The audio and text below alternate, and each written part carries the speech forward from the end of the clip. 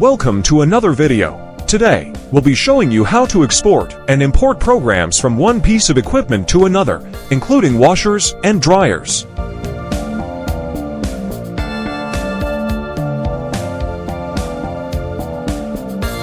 First, go to Settings and select the folder icon. Then, in Program Management, select the folder icon again. Finally, in Program Library, choose the folder with two arrows to proceed with the export or import process. First, you need to export the programs you want to copy to another equipment onto a USB drive. There are different ways to select programs for export to a USB. One way is to select all programs in the program library by simply clicking on this icon. Or, you can select the programs one by one. And the last method, which is also the recommended one, is using the star icon. By clicking this icon, you automatically select the favorite programs, making it easier to copy only the ones you need. And last but not least, make sure that the number of selected programs matches the total count displayed on the right. After selecting the programs, proceed with the export process.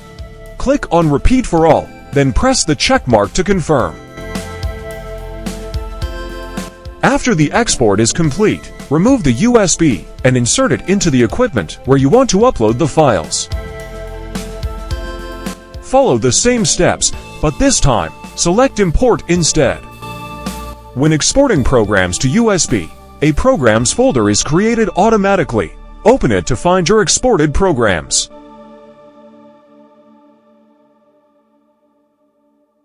Select all your programs, ensuring the number selected matches the count on the right. Click on Repeat for all, then press the check mark to confirm the import. After the import process is completed, go back to Program Management and click on the star icon. To select the imported programs, go to the folder with the plus symbol icon.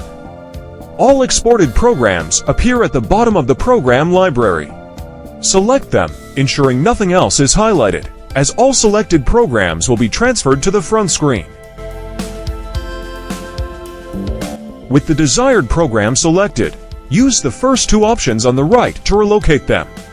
Select a program and use the arrows to move it to your preferred position. When done, click the check mark to save all changes, and that's it. Thanks for watching, and stay tuned for more videos.